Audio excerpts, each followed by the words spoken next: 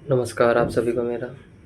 आज मैं एक वीडियो बताने के माध्यम से आपको बताना चाहता हूँ कि जंतर मंतर पर जो प्रोटेस्ट चल रहा है छात्रों का, उसमें बहुत ही गंभीर बातें ये हैं कि पुलिसों के द्वारा जो छात्रों पे आंदोलन कर रहे थे उन पे बहुत ही गलत तरीके से उनको मारा गया है, पीटा गया है। यानी यहाँ तक कि उनके साथ जो गया, कईयों के सिर फूट गए हैं, कईयों को इतने स्ट्रेचेज आए हैं। बहुत ही आंदोलन जो होते थे वो पहले भी होते थे, लेकिन ये सबसे पहला मुद्दा जो है ये शिक्षा के ख़िलाफ़ है।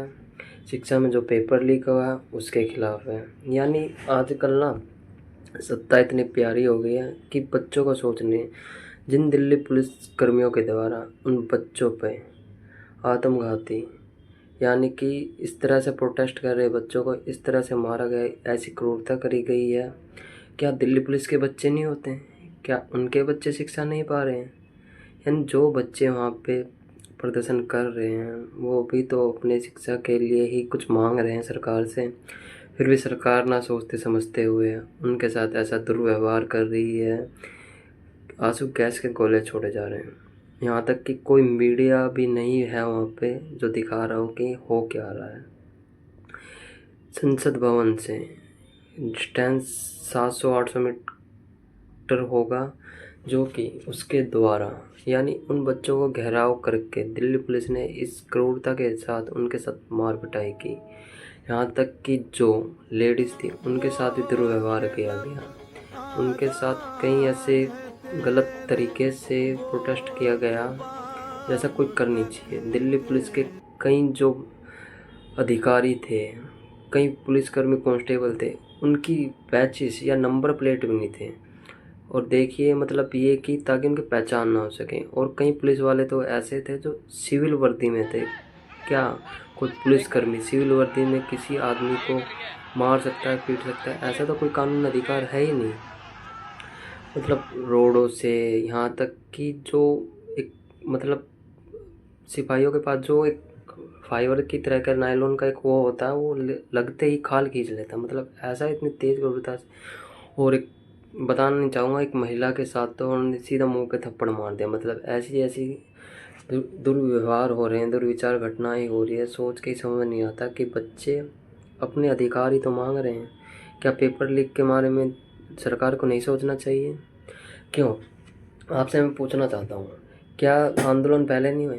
ये देखिए, इससे पहले भी आंदोलन होते थे, उसमें ऐसा दुर्व्यवहार तो नहीं किया जाता। अब तो सरकार ऐसा करना चाह रही है कि बिल्कुल सोच ही नहीं सकते आप कि मतलब ऐसा दुर्व्यवहार की क्रूरता ही हो गई है। जैसे कि वो सरकार मतलब आत्मघाती हमला करना चाह रहे हो। मतलब कि हम सोच नहीं सकते कि सरकार ने कैसा कहा है। जंतर मंतर पे 20 तारीख से लेके आज 23 तारीख हो गई है। 21 तारीख को भी दुर्व्यवहार से हुआ है। यानी कल की बात आपको मैं बताता हूँ। कल रात 8 साढ़े 8 बजे पुलिस और छात्रों के बीच दोबारा से हाथापाई हुई। इधर से छात्रों ने विरोध करना चाहा, लेकिन पुलिस वालों ने उन्हें फिर भी पीटा।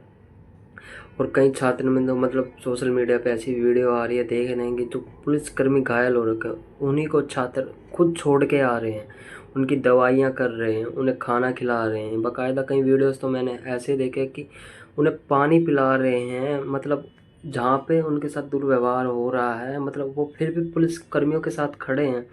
फिर भी वो कह रहे हैं मत करो मत करो। कईयों ने तो हाथ भी जोड़े। मतलब ऐसा दुर्व्यवहार हो गया है छात्रों के साथ कि वो इस देश के नागरिक ही नहीं है। आर्टिकल 21 कहता है कि आदमी को कुछ ना कुछ तो करना ही पड़ेगा। अब युवा जब आगे आए हैं, कई राज्यों में भी धीरे धीरे आंदोलन होना स्टार्ट हो रहा है। ये आंदोलन इस कदर तक बढ़ जाएगा कि क्या ही ना सोचे कि पूरे देश में ऐसा हो जाए। यहाँ पे सरकार को छात्रों की तो सुननी ही पड़ेगी, क्योंकि ये ना हो कल को कि नेपाल की तरह यहाँ पे भी दंगे भड़क जाएं और दुर्व्यवहार हो, लूटपाट हो। ये हम नहीं चाहते हैं। प्लीज़ सरकार से मेरी विनती है, छात्रों की मांग को सुन लिया जाए, उनको प्यार भाव से अच्छी तरह से समझाया जाए कि ऐसा ना करें। सरकार को सुनना ही चाहिए, क्योंकि आज के युवा ही आगे जाके अगली पीढ़ी के बारे में बता पाएंगे। हम नहीं चाहते हैं कि यहाँ पे नेपाल जैसे दंगे हो, लेकिन भारत एक विभिन्न विविधता वाला देश है। यहाँ पर कई भाषाएं बोली जाती है, कई विभिन्न जातियों के आदमी रहते हैं। ये सबसे प्रेम भाव वाला देश है। हमारा देश ऐसा किसी वर्ल्ड में नहीं मिलेगा जैसा देश भारत है। नमस्कार, धन्यवाद।